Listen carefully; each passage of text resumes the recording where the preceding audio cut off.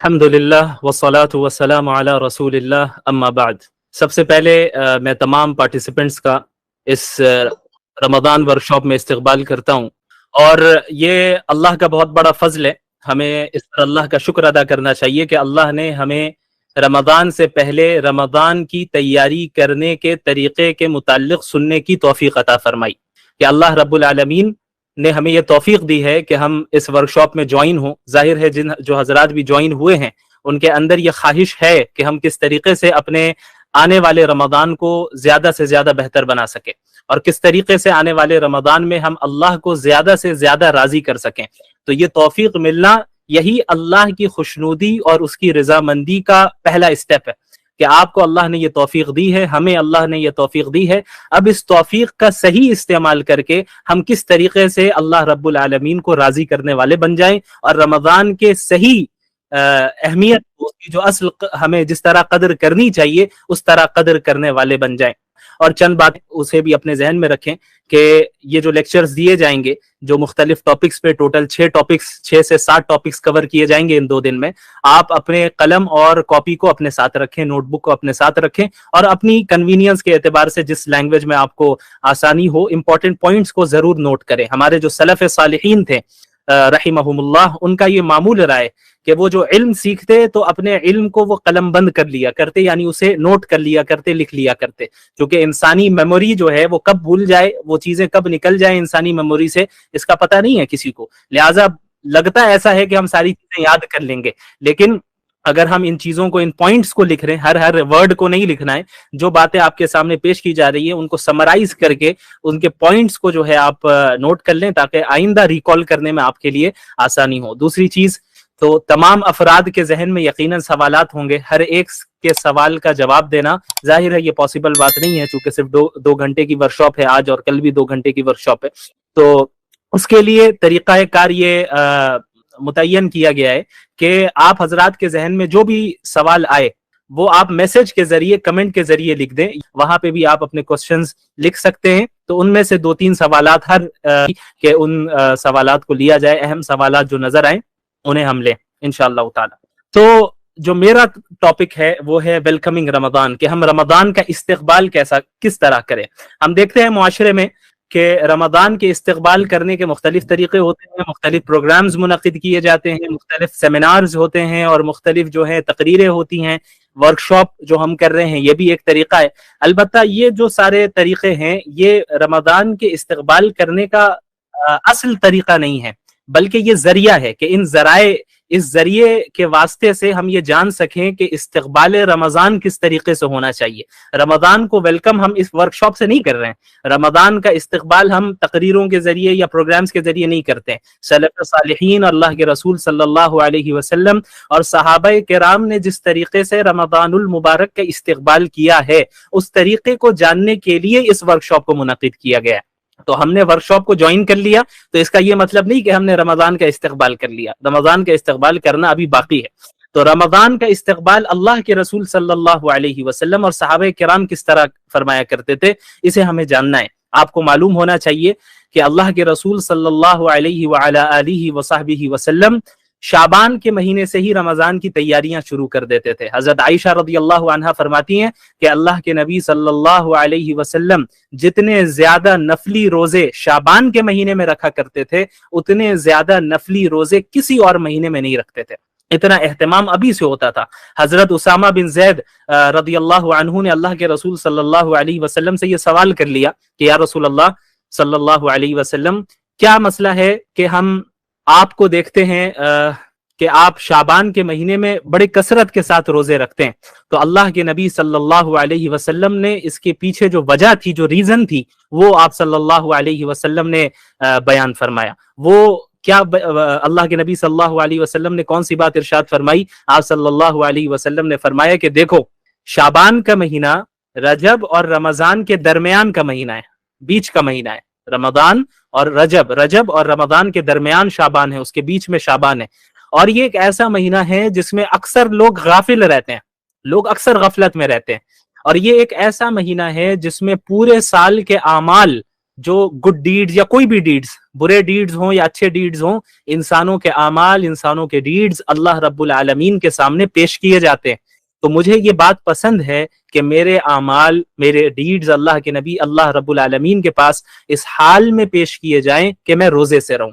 तो आप सल्लल्लाहु अलैहि वसल्लम ने इसमें शाबान की अहमियत भी बयान कर दी और ये भी बयान कर दिया कि रमजान की तैयारी हमें शाबान से ही शुरू कर देनी है। तो आप सल्लल्लाहु अलैहि वसल्लम रोजे भी रखना शुरू कर देते और इबादत भी कसरत से करते। क्यों? क्योंकि जाहिर है रमजान का एक एक मिनट बड़ा कीमती है।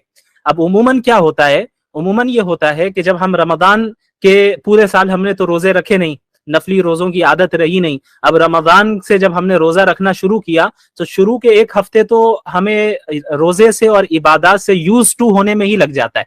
तो शुरू में तबीयत भी खराब होती है, रोजे रखने से तबीयत भी बिगड़ जाती है, क्योंकि अभी पूरे साल हमने रखा नहीं, हमें उसकी आदत ही नहीं रही। तो अब हमने जब रोजे रखना शुरू किया एक साल के बाद, तो फिर हमारे जिस्म में भी हमें तकलीफ होने लगी, तबीयत भी खराब होने लगी और फिर एक्टिव भी हम ज्यादा नहीं रह पाए। तो उस रोजे से यूज टू होते होते तकरीबन एक हफ्ता रमजान का गुजर जाता है, उसके बाद फिर हम आदी हो जाते हैं रोजे के। लेकिन इसकी वजह से क्या हुआ, शुरू के एक हफ्ते में जिस तरह हमें अल्लाह की ज्यादा से ज्यादा इबादत करनी चाहिए थी उसमें हम पीछे रह जाते हैं।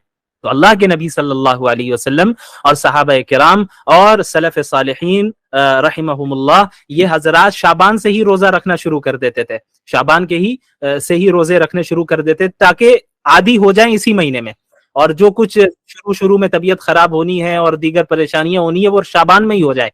अब जब रमजान का महीना शुरू हो रहा है तो पूरे एक्टिव होकर जो है हम इबादत करें। इसी तरह बहुत से लोगों का आम दिनों में क़यामुल लैल करने की आदत नहीं होती, तहज्जुद करने की आदत नहीं होती। तो अल्लाह के नबी सल्लल्लाहु अलैहि वसल्लम और सहाबे किराम और हमारे जो उलमा और सलफ सालिहीन गुजरे हैं वो शाबान में इबादतों की कसरत करने लगते, इबादतों की तादाद बढ़ा देते। रमजान में जो मामूलात और जो शेड्यूल इबादतों की होती है उससे मिलते जुलते शेड्यूल पर वो अमल करने शाबान से ही लग जाते, ताकि रात की नमाजों की भी आदत शाबान में ही लग जाए, रमजान में जाके जो है वो परेशानी ना हो।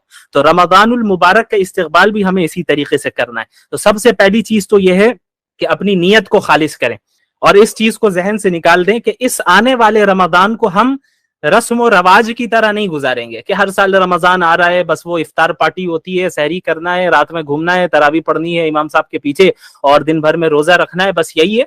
तो हमने एक रस्म बना लिया इसको कि भाई यहाँ सब कर रहे हैं तो हम भी करना है। तो इस चीज को सबसे पहले क्लियर करें अपने जहन में कि हम रस्म के तौर पे रोजा नहीं रखते, हम इसे इबादत समझ के रखते हैं और उसके पीछे जो जो फजाइल हैं और जो जो अहमियत है उसको जहन में रखते हुए करते हैं।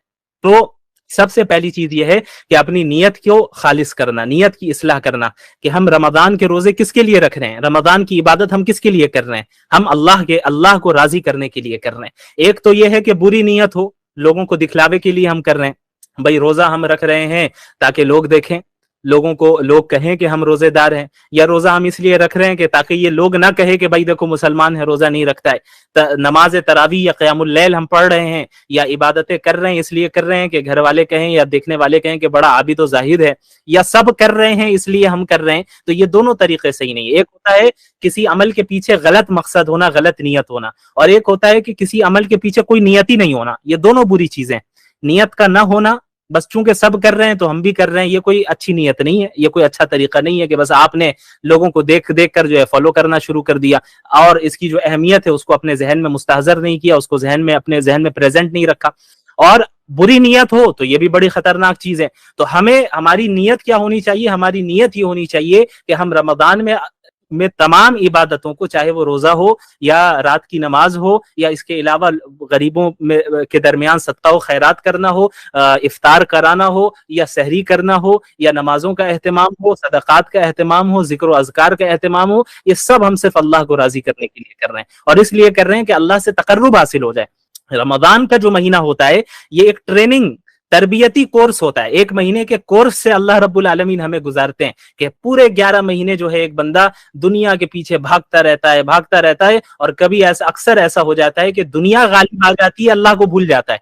دنیا غالب آ جاتی ہے، اللہ کو وہ بھول جاتا ہے۔ تو رمضان کے مہینے میں ٹریننگ ہو رہی ہوتی ہے کہ بھئی اب آ جائیں، جہاں جہاں بھٹکے ہوئے جو ہیں، اللہ آواز لگا رہا ہے کہ سب آ جائیں، آئیں اور اپنی اصلاح کر لیں، آئیں اور ہمارے قریب آئیں۔ اب آپ دیکھیں اللہ کے نبی صلی اللہ علیہ وسلم نے رمضان کے متعلق کیا فرمایا۔ اللہ کے نبی صلی اللہ علیہ وسلم نے فرمایا کہ جب رمضان کا مہینہ شروع ہوتا ہے تو فتحت ابواب الجنہ واغلقت ابواب النار، کہ جنت کے دروازے کھول دیے جاتے ہیں اور جہنم کے دروازے بند کر دیے جاتے ہیں۔ کیوں بھائی ایسا کیوں کیا جاتا ہے؟ اس کا کیا تعلق ہے؟ ابھی تو ہمیں جنت میں اٹھ کے جانا نہیں ہے، ایسا تو نہیں عید کے دن ہی جنت چلے جائیں یا عید کے دن ہی جہنم چلے جائیں، ایسا تو نہیں ہوتا ہے۔ کیوں ایسا پھر اللہ تعالیٰ فرماتے ہیں ایسا اس لیے کرتے ہیں چونکہ یہ رمضان کا پروٹوکول ہے، یہ رمضان کا پروٹوکول ہے کہ رمضان کی ابتدا ہوگی، جنت کے دروازے سارے دروازے کھول دیے جائیں گے اور جہنم کے سارے دروازے بند کر دیے جائیں گے۔ یہ انڈیکیشن ہے، انڈیکیٹ کرتے ہیں اللہ رب العالمین اس چیز کی طرف کہ اب میری رحمت کا دروازہ پہلے سے زیادہ کھل چکا ہے۔ تو جتنے بھٹکے ہوئے ہو تم، جتنے بڑے گناہ تم نے اپنے پاسٹ میں کر رکھے ہوں، آؤ اب رجوع کر لو، آؤ اور اب توبہ کر لو، آؤ اور اپنی اصلاح کر لو، میں تمہاری مغفرت فرماؤں گا۔ اسی لیے اللہ کے نبی صلی اللہ علیہ وسلم کی حدیث میں، حدیث قدسی ہے، جس میں اللہ رب العالمین نے کیا فرمایا ہے کہ لو بلغت ذنوبک عنان السماء، تمہارے گناہ آسمانوں تک کیوں نہ پہنچ جائے۔ یہ شیطان کے بہکانے کا طریقہ ہے، شیطان کا ایک بہت بڑا ٹریپ ہے یہ، اس کو ذہن میں رکھیں کہ وہ انسان کے ذہن میں یہ بات ڈالتا ہے کہ بھئی تم تو پورے سال گناہ کرتے آئے، تم نے جو اپنے پاسٹ میں فلاں گناہ کیا ہے، تم نے جو ہے غلط تعلقات رکھے، تم نے کسی کا مال دبایا ہے، اور تم نے جو ہے زنا کیا ہے، تم نے یہ کیا ہے، تم نے وہ کیا، یہ سارے گناہ اپنی جگہ پر، اس سے توبہ کرنا ضروری ہے، اور جن کا حق دبایا گیا ہے ان تک حق لوٹانا ضروری ہے۔ لیکن شیطان کیا وسوسہ ڈالتا ہے؟ شیطان یہ وسوسہ ڈالتا ہے کہ بھئی اب عبادت کر کے کیا فائدہ، تم نے تو پچھلے سال گناہ کیے تھے، ابھی پچھلے مہینے تم نے یہ غلطی کی، پچھلے مہینے تم نے اللہ کی اس طرح نافرمانی کی، تو اب تمہاری دعا کرنے سے جو ہے، تمہاری دعا سے اللہ کوئی تمہیں معاف کرنے والا نہیں ہے، کس منہ سے اللہ کے پاس جاؤ گے؟ یہ شیطان کا ٹریپ ہے، اس سے بچنا ہے۔ اسی لیے اللہ رب العالمین نے فرمایا قل یا عبادی الذین اسرفوا علی انفسہم لا تقنطوا من رحمت اللہ، کہ اللہ کے رسول آپ میرے بندوں سے کہہ دیجئے۔ یہ دیکھیں آپ، اللہ بندے کہہ کر پکار رہے ہیں ہر ایک کو، جو بڑے سے بڑا دیندار ہے اس کو بھی، اور جو بڑے سے بڑا گنہگار ہے اس کو بھی، آخر سب اللہ ہی کے بندے۔ اللہ فرما رہے ہیں کہ آپ میرے بندوں سے کہہ دیجئے لا تقنطوا من رحمت اللہ، کہ تم اللہ کی رحمت سے مایوس نہ ہو، اللہ کی مرضی سے مایوس نہیں ہونا ہے۔ کیوں؟ کیونکہ مایوسی تو یہ کفار کا طریقہ ہے، مایوسی یہ مسلمانوں کا طریقہ نہیں ہے۔ لا تقنطوا من رحمت اللہ ان اللہ یغفر الذنوب جمیعا، اللہ رب العالمین تمام گناہوں کو معاف کر دیتا ہے۔ انہ هو الغفور الرحیم، یقیناً اللہ رب العالمین بار بار معاف کرنے والا اور بار بار رحم کرنے والا ہے۔ ایک انسان اسے گناہ ہو جائے، وہ توبہ کرے، توبہ کا دروازہ موت تک کھلا ہے ہم سب کے لیے۔ اللہ کے نبی صلی اللہ علیہ وسلم نے فرمایا کل بنی آدم خطاؤن وخیر الخطائین التوابون، کہ تمام انسان گناہگار ہیں، تمام انسان گناہگار ہیں، اور سب سے بہترین گناہگار وہ ہیں جو بار بار توبہ کرے، بار بار اللہ کی طرف رجوع کرے۔ تو جب ہم توبہ کر رہے ہوں تب تو پکا عزم ہونا چاہیے کہ آئندہ کبھی نہیں کرنا ہے، کبھی نہیں کرنا ہے۔ لیکن نفس اگر کبھی ان فیوچر غالب آ جائے یا شیطان کے وسوسے سے انسان مغلوب ہو جائے تو اور گناہ کر بیٹھے، تو اس کا یہ مطلب نہیں کہ اب چونکہ توبہ ٹوٹ گئی ہے اب کوئی ریٹرن ہونے کا دروازہ نہیں، ایسا نہیں ہے۔ پھر آپ اسی پکے عزم کے ساتھ توبہ کریں۔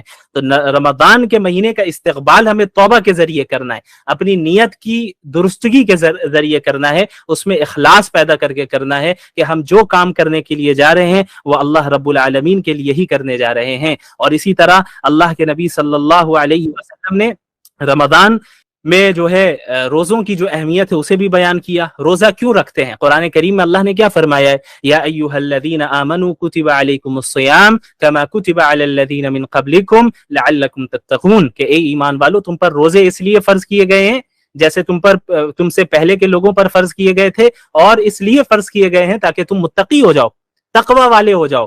تو روزے کا مقصد باڈی فٹنس نہیں ہے، روزے کا مقصد کیا ہے؟ تقوی حاصل کرنا ہے۔ بعض لوگ سائنٹیفک بینیفٹس کو روزے کا مقصد قرار دیتے ہیں، یہ غلط بات ہے۔ ابھی آپ جو ہے وہ ڈائٹری اینڈ سلیپنگ ہیبٹس کے اوپر بھی جو ڈاکٹر صاحبہ آئیں گی وہ گفتگو کریں گی، تو سائنٹیفک بینیفٹ بھی ہو سکتا ہے بعض بتائیں، تو اسے بھی اچھے سے سننا ہے۔ لیکن یہ یاد رکھنا ہے کہ وہ سائنٹیفک اور میڈیکل بینیفٹس روزے کا مقصد نہیں ہے، وہ روزے کے فائدے ہیں۔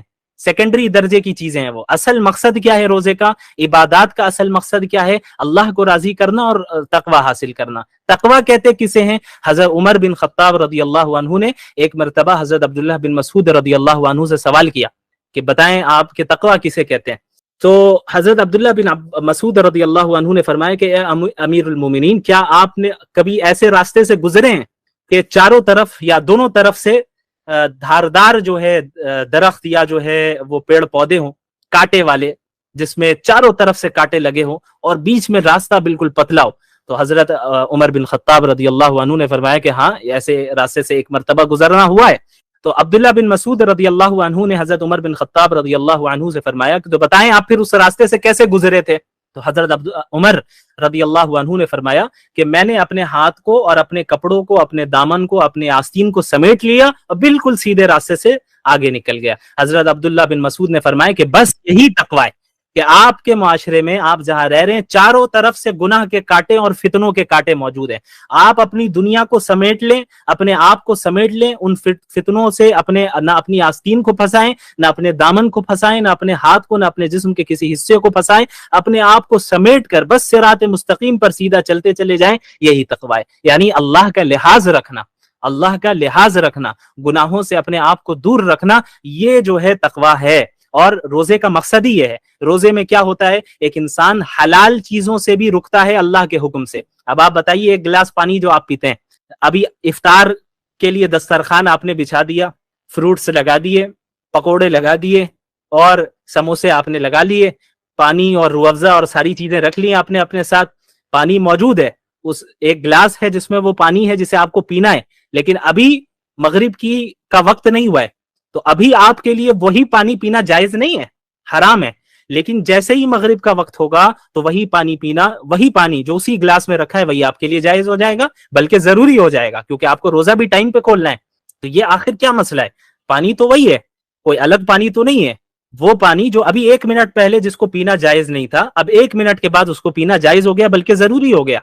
ये आखिर क्या मसला है, ऐसा क्यों हुआ? ये अल्लाह के हुक्म की वजह से हुआ कि असल अल्लाह का हुक्म है। अल्लाह का हुक्म जहां कहेगा, अल्लाह ने जहां कह दिया यहां रुक जाओ, बस हमें रुक जाना है। अल्लाह ने जहां कह दिया बस आगे बढ़ो, हमें आगे बढ़ना है। यह है एक मुत्तकी मोमिनीन की सिफत, मुत्तकी की सिफत और मोमिन की सिफत, ये अल्लाह के हुक्म के सामने हर चीज को सरेंडर कर देना है, अपनी चीज को, अपनी ख्वाहिशात को पीछे डाल देना है। तो रमजान में तरबियती कोर्स है, ये ट्रेनिंग होती है पूरे साल के लिए। क्या ट्रेनिंग होती है कि जिस तरीके से रमजान के महीने में आप अल्लाह के हुक्म से हलाल चीजों से रुक रहे हैं टेम्पररी तौर पे, सुबह सादिक से लेकर गुरूब वक्त तक आप खाने पीने से और सेक्सुअल रिलेशन से आप अपने आप को दूर रख रहे हैं, रखना है, जरूरी है, फर्ज है, वरना आप गुनहगार होंगे। अल्लाह के हुक्म से जो है आपने हलाल चीजों को वक्ती तौर पे आप अपने आप को आपने दूर कर लिया, तो याद रखिए पूरे साल रमजान के अलावा बाकी 11 महीनों में भी वो चीजें जो अल्लाह ने आप पर परमानेंटली हराम की हैं, अल्लाह के हुक्म के पेश नजर उससे भी दूर रहना है।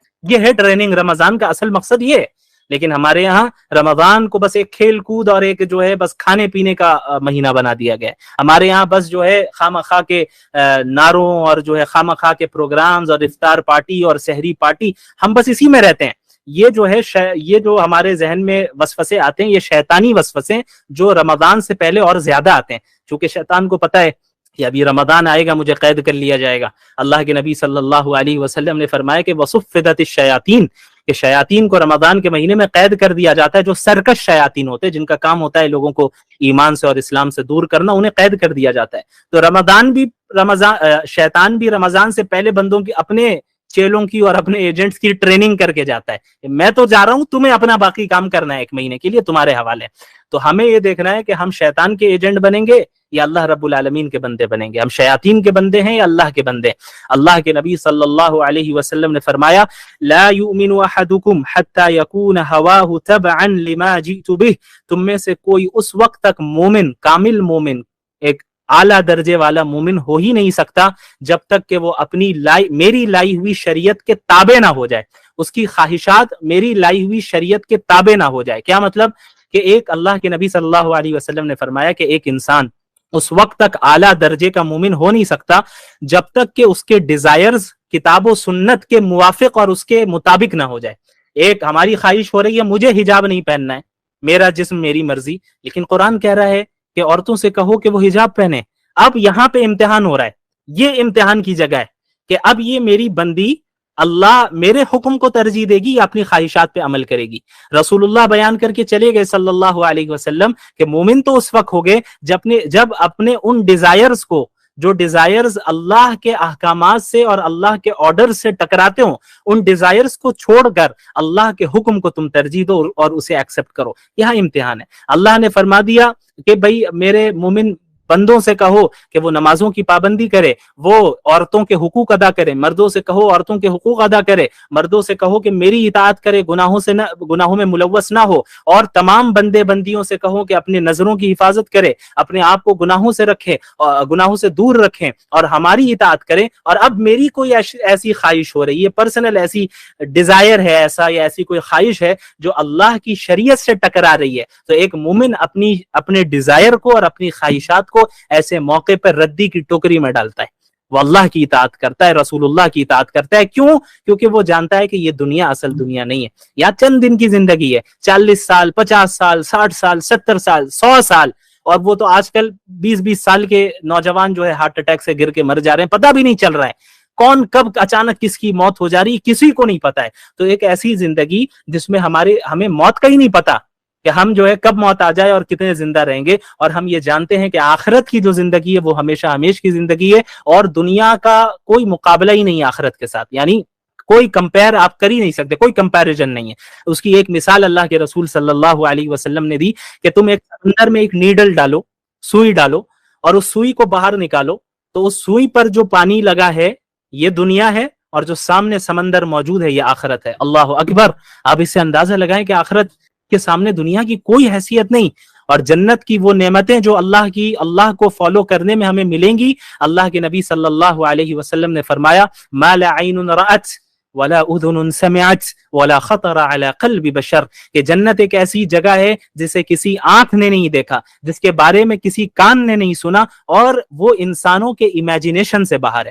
آپ امیجن کریں, آپ کے امیجنیشن میں آپ لائیں جنت, آپ کتنی لگژریس لائف کو تصور کر سکتے ہیں, امیجن کر سکتے ہیں. جتنی لگژریس لائف کو آپ تصور کر سکتے ہو وہ جنت نہیں ہے, جنت اس سے بہت اعلیٰ ہے. کیوں؟ انسان کی امیجنیشن سے باہر ہے, انسان کے تصور سے باہر ہے. تو اب ایک عقل مند انسان کون ہے؟ جو اس دنیا کی حقیر نعمتوں کو اس آخرت کے لیے قربان کر دیں. ہم یہ نہیں کہہ رہے ہیں کہ دنیا انسان کو نہیں کمانا ہے, دنیا بھی کمانا ہے, مسلمان کو ہر فیلڈ میں رہنا ہے, لیکن اور اپنی خواہشات پہ بھی عمل کر سکتے ہیں, لیکن اس وقت تک جب تک وہ اسلام کی باؤنڈریز کے اندر ہو. ایسی خواہش, ایسی دنیا کمانا جو اسلام کی باؤنڈریز سے باہر نکل جائے اور ہمیں لے جائے, یہ جائز نہیں ہے, اس سے اپنے آپ کو دور رکھنا ہے. تو روزے کا مقصد ہی یہ ہے, روزے کا مقصد ہی یہ ہے کہ ہمارے اندر تقوی پیدا کرے اور ہمارے اپنے اندر اللہ کا لحاظ اور اللہ کا ڈر پیدا کرے. جس طرح اس رمضان میں اللہ کے احکامات کے پیش نظر تم بہت سی چیزوں کو چھوڑتے ہو, اسی طرح پورے سال تمہیں اللہ کے منع کردہ چیزوں سے, اللہ کی منع کردہ چیزوں سے, پروہیبٹڈ چیزوں سے اپنے آپ کو دور رکھنا ہے. اسی لیے روزہ بھی جو ہے فرض کیا گیا. اور اللہ کے نبی صلی اللہ علیہ وسلم نے فرمایا من صام رمضان ایمانا واحتسابا غفر له ما تقدم من ذنبه, کہ جو شخص ایمان کے ساتھ اور اللہ سے اجر کی امید رکھتے ہوئے رمضان کے روزے رکھے گا, اس کے پچھلے تمام گناہوں کو اللہ رب العالمین معاف کر دے گا. اس میں ظاہر ہے گناہ صغیرہ اور گناہ کبیرہ کے لیے توبہ چونکہ ضروری ہے, انسان توبہ بھی رمضان میں کرتا ہی ہے, تو اس طریقے سے رمضان گزرے گا اور اس کے پورے گناہ معاف ہو چکے ہوں گے. تو یہ کتنی بڑی فضیلت ہے. اسی طرح رمضان میں رات کی نمازیں ہوتی ہیں جسے ہمارے معاشرے میں تراویح کہتے ہیں, اس کا اہتمام بہت ضروری ہے. اللہ کے نبی صلی اللہ علیہ وسلم کی یہ سنت ہے, سنت مؤکدہ ہے, اور سنت مؤکدہ کو بلا وجہ چھوڑ دینا یہ اچھی بات نہیں ہے, یہ درست نہیں ہے, اللہ کی پکڑ ہو سکتی ہے. اور یاد رکھیے جس طریقے سے مردوں کے لیے سنت مؤکدہ ہے اسی طریقے سے عورتوں کے لیے بھی سنت مؤکدہ ہے. ہمارے معاشرے میں کیا ہوتا ہے, عموماً عورتیں پڑھتی ہی نہیں ہیں اس نماز کو کہ بھئی ہمارا تو انتظام نہیں ہے. کہیں انتظام ہو نہ ہو آپ کو گھر میں پڑھنا ہے, آپ گھر میں پڑھیں, اکیلے پڑھنا ہو اکیلے پڑھیں, آپ کو صرف آخر کی 2 صورتیں یاد ہوں اسی کو دوہرا کے پڑھیں. لیکن رات کی نمازوں کی جو ہے بڑی اہمیت ہے رمضان میں. اللہ کے رسول صلی اللہ علیہ وسلم نے فرمایا من قام رمضان ایمانا واحتسابا غفر له ما تقدم من ذنبه, کہ جو شخص رمضان میں قیام کرے گا, نمازیں پڑھے گا رات میں अल्लाह के सामने खड़ा होगा, या दूसरे अल्फाज में कह लें जिसे हम तरावी कहते हैं, तरावी पढ़ेगा और ईमान के साथ पढ़ेगा और अजर की उम्मीद रखते हुए पढ़ेगा, तो अल्लाह रब्बुल आलमीन उसके तमाम गुनाहों को माफ कर देगा। रोजे की भी ये फजीलत और क़यामुल लैल की भी ये फजीलत, कितनी बड़ी फजीलत। लेकिन बड़े अफसोस की बात है, हमारे माशरे में चंद अफराद ऐसे हैं जो उम्मत को अल्लाह से नहीं जोड़ते हैं, उम्मत को वो तोड़ना चाहते हैं। इसीलिए आप देखते हैं कि जैसे रमजान का महीना आया फौरन लड़ाइयां शुरू हो गई, तरावी 8 रकात या 20 रकात, 20 रकात बिदती, 8 रकात बिदती। ये बिदती और मुशरिक और ये सारे काफिर होने का जो ट्रेंड चल पड़ा है हमारे यहाँ, ये बड़े खतरे की चीज है। ये चीजें हम लोगों को असल मकसद से फेरने के लिए, हमारा असल मुकाबला तो कुफ्फार के साथ है, असल मुकाबला उन दुश्मनाने दीन के साथ है जो हमारे मस्जिद अक्सा को कब्जा करना चाहते हैं, और वो ऐसे हैं जो हरमैन को खत्म करना चाहते हैं, वो ऐसे हैं कि जो चाहते हैं कि मुसलमान क्रिश्चियन बने या ना बने, कम अज कम मुसलमान ना रहे। वो नहीं चाहते कि आप इस्लाम पे रहे, उनका काम है कि आपके दरमियान इंतिशार पैदा करना। तो याद रखिए, रमजान में इन फजूल बहसों में ना पड़े। ये कोई 8 पढ़ने वाला हो या 20 पढ़ने वाला हो, इससे तय नहीं होगा कौन जन्नत में जाएगा कौन जहन्नम में जाएगा। जन्नत और जहन्नम का मदार सही अकीदे और आमाल सालिहा पर है, सही अकायद और आमाल सालिहा पे। बाकी जो सब इश्यूज होते हैं, इस्लाम के जो फुरूई मसाइल होते हैं, सब इश्यूज होते हैं, उसमें उलमा के दरमियान इख्तिलाफ होते हैं, उसमें इख्तिलाफ की गुंजाइश रखनी चाहिए। इसका सबसे अच्छा हल ये है कि अगर आप 8 ऐसे स्कूल ऑफ थॉट से ताल्लुक रखते हैं जिसमें तरावी की नमाज 8 ही रकात है और तरावी तहज्जुद एक ही को मानते हैं, ठीक है, आप उस पर अमल करें। अगर आप उस पर अमल कर रहे हैं तो कोई काफिर और मुशरिक नहीं हो जाएगा। ये आपके तरीका इस्तेदलाल है, आपके पास अपनी कोई दलील होगी, लेकिन जो 20 पढ़ रहे हैं उनको आप परेशान करने लग जाएं तो ये तरीका गलत है। इसी तरह अगर आप कोई ऐसे स्कूल ऑफ थॉट से ताल्लुक रखते हैं जिसके नजदीक 20 रकात पढ़ना तरावी ये मशरू है, ये मसनून तरीका है, और फिर तहज्जुद की नमाज अलग है, तो ठीक है, आप उस पर अमल करें। आपके पास यकीनन आपकी अपनी दलील है और किताब व सुन्नत से और सलफ़े सालिहीन से ही आपकी दलील है, आप उस पर अमल करें। लेकिन जो 8 का कायल है, अब उन्हें मुशरिक और बिदअती करार देने लग जाएं तो फिर ये तरीका भी सही नहीं है। चूंकि ये मसला भी क्या है, एक फर्ई मसला है, मेजर इशू नहीं है इस्लाम का, ये माइनर इशू है, सब इशू है, फुरूई मसाइल जिसे हम कहते हैं। तो फुरूई मसाइल में और सब इश्यूज में जहां इख्तिलाफ और डिफरेंट ओपिनियंस की गुंजाइश है वहां रहने दें। आप ये लड़ाइयों में अगर उलझेंगे तो आप अपने रमजान को बर्बाद करके रख देंगे, वक्त हाथ से निकल जाएगा। कई सलफ़े सालिहीन ने इसकी वजाहत की है कि अगर किसी मुर्दे को अभी जिंदा कर दिया जाए, सलफ़े सालिहीन का कौल है, हदीस नहीं है, ये याद रखिएगा।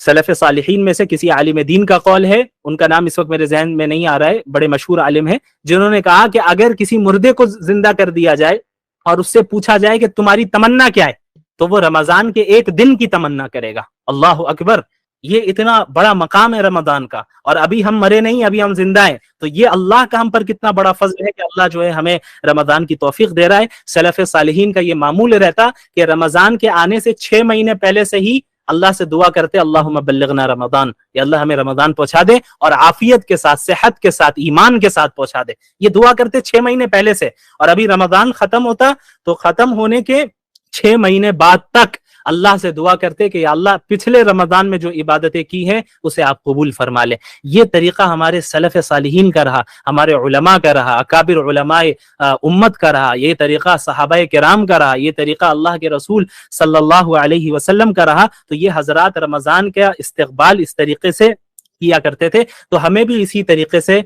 रमजान का इस्तकबाल करना है। तो सियाम भी है, रोजा भी है, क़याम भी है, उसकी भी भरपूर कोशिश करनी है, और उसके अलावा अपने खाने पीने के निज़ाम को भी दुरुस्त करना है। अभी डाइट वो आप जो डॉक्टर आएंगी वो आपको बताएंगी कि किस तरह करना है, लेकिन इस चीज को जहन में रखें कि खाने पीने का महीना नहीं है ये महीना शहरुस सब्र है, सब्र का महीना है, जहाँ पे हम अपने डिजायर्स को दबाते हैं और अल्लाह के पीछे, अल्लाह के दीन के पीछे लग जाते हैं। पीछे लगने का मतलब अल्लाह के दीन को फॉलो करते हैं और अल्लाह के अहकामात को ज्यादा से ज्यादा फॉलो करने की कोशिश करते हैं, नवाफिल की कसरत करते हैं, अज़कार की कसरत करते हैं। और रमजान में याद रखिए सिर्फ रोजा और तरावी यही 2 अमल नहीं है, इसके अलावा भी बहुत से काम है जो आपको और हमें रमजान में करना है। मसलन लोगों की मदद करना, सदका व खैरात देना, सिर्फ ज़कात देना नहीं, صدقہ عام نفلی صدقات، اللہ کے رسول صلی اللہ علیہ وسلم کے بارے میں صحابہ نے فرمایا کہ وہ رمضان میں اتنے زیادہ سخی ہو جاتے تھے، عام دنوں کے مقابلے میں اللہ کے نبی صلی اللہ علیہ وسلم رمضان میں بہت زیادہ سخی ہوتے،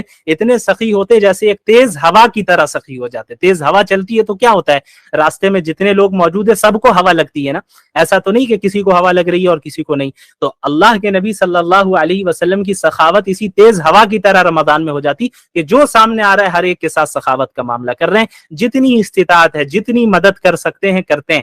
کبھی کوانٹٹی کو کے اوپر فوکس نہ کیجیے، آپ کی استطاعت 1 روپے دینے کی ہے وہ دیجیے۔ سخاوت کوانٹٹی سے طے نہیں ہوتی، سخاوت اس سے طے ہوتی ہے کہ آپ کی جتنی استطاعت ہے اس کے مقابلے میں آپ کتنی خوش دلی کے ساتھ کتنا زیادہ دے رہے ہیں اپنی استطاعت کے بقدر۔ تو لوگوں کی مدد کرنا، غربا مساکین کی مدد کرنا، اس کے علاوہ جو ہے مدارس کے طلبہ ہیں، مدارس سے آتے ہیں، چاروں طرف سے سفراء آتے ہیں جو مدارس کے لیے ڈونیشن لیتے ہیں، ان کی مدد کرنا، ان کے ساتھ بدتمیزی نہیں کرنا۔ دیکھا جاتا ہے کہ ان سفراء کے ساتھ بدتمیزی کی جاتی ہے، لوگ سمجھتے ہیں اپنی جیب بھرنے آ رہے ہیں۔ بھائی وہ مولانا جو مدرسے سے آئے ہیں وہ اپنی جیب بھرنے نہیں آتے ہیں، بلکہ آپ پر احسان کر رہے ہیں کہ آپ کی زکوٰۃ کو صحیح جگہ پہ لگاتے ہیں۔ وہ کیا ہمارے اور آپ کے اندر اتنی صلاحیت ہے، اتنا گٹس ہے کہ ہم راستے میں نکلیں اور صحیح مستحق زکوٰۃ کو تلاش کریں؟ ہمیں آتا ہی نہیں ہے، پتہ ہی نہیں ہے کون مستحق ہے اور کیا ہے۔ وہ ہمارے گھر میں آ رہے ہیں، ڈور ٹو ڈور سروس دے رہے ہیں، وہ اس سے بڑی چیز اور کیا چاہیے، اور اللہ کے لیے دے رہے ہیں۔ آپ کے پیسے کو وہ صحیح جگہ پہ لگاتے ہیں، جہاں زکوٰۃ کا مصرف ہے وہاں پہ لگاتے ہیں۔ اس کے علاوہ بھی آپ کو دیگر جگہوں پہ خرچ کرنا ہے۔ اس کے علاوہ قرآن کریم کی تلاوت، شہر رمضان الذی انزل فیہ القرآن ھدی للناس وبینات من الھدی والفرقان، کہ یہ جو رمضان کا مہینہ ہے اسی میں قرآن کریم کا نزول ہوا، تو قرآن کریم کے نزول سے رمضان کی اہمیت میں اور اضافہ ہو جاتا ہے۔ تو قرآن کا رمضان سے بہت گہرا تعلق ہے۔ اس پر ابھی مولانا ہمارے ابو زید ندوی صاحب آئیں گے جو اس پہ بات کریں گے انشاءاللہ کہ قرآن اور رمضان میں جو ہے ہم قرآن سے کس طرح زیادہ سے زیادہ فائدہ اٹھا سکے۔ تو قرآن کا مہینہ ہے یہ، اپنے آپ کو قرآن کے ساتھ مصروف کیجئے، قرآن کو پڑھیے، سمجھیے، عمل کرنے کی کوشش کیجئے اور زیادہ سے زیادہ عمل کیجئے۔ آخری چیز میں یہ کہنا چاہوں گا کہ رمضان میں جو اور بھی عبادتیں ہیں جس پہ الگ الگ ٹاپکس سے ساری چیزیں مجھے نہیں کہنی ہے، تفصیلات آپ کے سامنے آتی رہیں گی، اس کے بعد ان تمام چیزوں پر عمل کرنے کی کوشش کرنا، اور اس کے علاوہ رمضان کے بعد جو ہے اپنی زندگی کو درست کرنا کہ عبادت صرف رمضان کے لیے نہیں ہے، اللہ صرف رمضان میں موجود نہیں ہے، اللہ ہر وقت موجود ہے اور ہر وقت آپ کو پکارتا ہے۔ اور رمضان میں دعاؤں کا اہتمام زیادہ کیجئے۔ آپ کو معلوم ہونا چاہیے کہ سورہ بقرہ میں جہاں رمضان کا ذکر ہوا ہے کہ رمضان کے احکامات بتائے گئے ہیں کہ رمضان کے روزے فرض ہیں تمہارے اوپر، اور اگر تم مسافر ہو یا بیمار ہو تو پھر تم بعد میں رکھو گے، یہ جو آیتیں ہیں وہاں ان آیتوں کے ذکر کرتے کرتے اچانک ایک آیت آتی ہے، وَإِذَا سَأَلَكَ عِبَادِي عَنِّي فَإِنِّي قَرِيبٌ، کہ اگر میرے بندے آپ سے میرے بارے میں پوچھیں تو آپ کہہ دیں کہ میں اپنے بندوں سے قریب ہوں، وہ جب بھی مجھے پکارتا ہے، کوئی بھی بندہ مجھے پکارتا ہے میں فوراً اسے جواب دیتا ہوں، لہٰذا وہ مجھے پکارتا رہے تاکہ وہ اور مجھ پر ایمان رکھتا رہے تاکہ وہ ہدایت پا سکے۔ یہ ایک دعا کی آیت آ گئی، پکارنے کی آیت آ گئی، پھر رمضان کی آیتیں شروع ہو گئی، پھر رمضان کے احکامات شروع ہو گئے۔ تو اس جگہ پہ مفسرین نے، جو کلاسیکل تفسیر کے اسکالرز ہیں، کلاسیکل اسکالرز ہیں، انہوں نے بیان کیا ہے کہ بھئی ایسی کیا وجہ ہے کہ ابھی تو رمضان کی بات چل رہی تھی، بیچ میں اچانک دعا کی بات آ گئی، اللہ کو پکارنے کی بات آ گئی، پھر رمضان کے احکامات شروع ہو گئے، مکمل رمضان کے احکامات ہی ہوتے ہیں، بیچ میں یہ آیت کیوں آئی؟ تو مفسرین نے یہاں نقطہ بیان کیا ہے کہ اللہ رب العالمین نے رمضان کے احکامات کے بیچ میں دعا کا ذکر کر کے یہ بتایا کہ رمضان میں دعاؤں کا اہتمام ہونا چاہیے، اور عام دنوں کے مقابلے میں اللہ رب العالمین رمضان کی دعاؤں کو زیادہ قبول کرتا ہے، اور قبولیت کی ایکسپٹنس کی پاسبلٹی میں رمضان میں زیادہ سے زیادہ اضافہ ہو جاتا ہے۔ اور اللہ نے فرمایا اجیب دعوت الداع، کوئی بھی بندہ مجھے پکارتا ہے میں جواب دیتا ہوں۔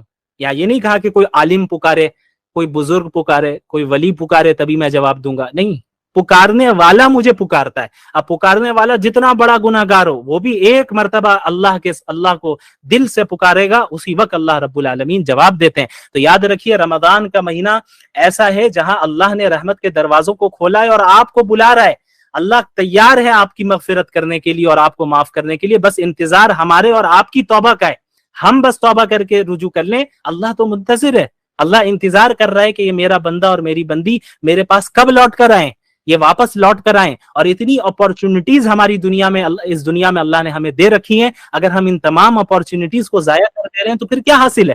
कुछ हासिल नहीं है। फिर रमजान में इतनी अपॉर्चुनिटीज है। आम दिनों में अल्लाह के नबी ने क्या फरमाया सल्लल्लाहु अलैहि वसल्लम, वक्त थोड़ा सा ज्यादा हो रहा है, बस मैं मुकम्मल करूंगा कि आम दिनों में रात के आखिरी हिस्से में अल्लाह रब्बुल आलमीन बंदों की तरफ मुतवज्जे होता है और क्या कहता है, कोई है पुकारने वाला जो मुझे पुकारे तो मैं उसे दूं, कोई है रिज्क मांगने वाला मैं उसे रिज्क दूं, कोई है मगफिरत तलब करने वाला मैं उसे माफ करूं। ये हर रात होता है, रमजान में नहीं, हर रात होता है। अब आप बताइए, पूरे साल ये अपॉर्चुनिटी हमारे पास होती है, लेकिन हम में कितने ऐसे हैं जो इस अपॉर्चुनिटी को, इसका सही फायदा उठाते हैं। गौर करने की बात है। और फिर रमजान की अपॉर्चुनिटी अलग से दे रखी है अल्लाह ने, रमजान के पूरे महीने। सही रिवायत है, कई मुहद्दिसीन ने इस रिवायत को सही करार दिया है कि रमजान के हर दिन और हर रात अल्लाह रब्बुल आलमीन एक बड़ी तादाद को जहन्नम से नजात देता है। तो हमें अल्लाह से हर वक्त उम्मीद लगाए रखनी है। इफ्तार के वक्त भी जो है दुआ का एहतमाम करना है। उमूमन औरतों का क्या मसला होता है कि मजबूर भी हो जाती हैं बेचारी कि उन्हें पकोड़े तलने में वो मसरूफ है, उस वक्त दुआ का एहतमाम नहीं हो रहा है। तो घर वालों को भी समझना चाहिए, मर्दों को भी इन चीजों को में कोऑपरेट करना चाहिए कि ये महीना खाने पीने का नहीं है। हाँ, जितना आप कर सके अच्छी बात है, लेकिन हर एक को इबादत करने की तौफीक दे, एक दूसरे का हेल्प करे। ये नहीं कि औरतें गुलाम होती हैं, बीवी गुलाम होती हैं, बांदियों की तरह खटती रहे और वो काम करती रहे, आप इबादत करते रहे, माशाल्लाह, ये भी नहीं। और इसी तरह औरतों की भी जिम्मेदारी है कि ये नहीं कि शौहर खाली आपका एटीएम मशीन है और वो जो है बाहर से बाजार से सामान लाता रहेगा और ये करता रहे, आप घर में जो है आराम से रहना चाहिए और सामने वाला मेरा शौहर जैसा भी रह रहा है कोई फर्क नहीं पड़ता, ये भी गलत है। ये जो जिंदगी है, एक दूसरे के साथ ताउन करके, एक दूसरे से मोहब्बत करके, एक दूसरे का ख्याल रख के और एक दूसरे के लिए कुर्बानी देकर आगे बढ़ेगी। और फिर इसी जिंदगी में जब हम एक दूसरे के लिए कुर्बानी देंगे, दुनियावी चीजों में भी और आखिरत की चीजों में भी, फिक्र करेंगे कि भाई मेरी बीवी ने नमाज पढ़ी या नहीं पढ़ी, मेरे शौहर ने नमाज पढ़ी या नहीं पढ़ी, मेरे वालिदैन ने नमाज पढ़ी या नहीं पढ़ी, मेरी औलाद को मौका मिला कि नहीं मिला नमाज पढ़ने का। इन तमाम चीजों का जब हम लिहाज रखेंगे तो हमारे घर में एक मुबारक और बाबरकत इस्लामी मुआशरा और माहौल कायम हो जाएगा। और अल्लाह रब्बुल आलमीन से उम्मीद है कि हम अल्लाह के मुकर्रब बंदों में शामिल हो जाएंगे। और यही रूटीन, रमजान से मिलता जुलता रूटीन, जाहिर है 100% रूटीन तो पूरे साल नहीं हो सकती, ये तो रमजान की खुसूसियत है, लेकिन मिलते जुलते रूटीन पे हमें रमजान के बाद भी अमल करना है। क्यों?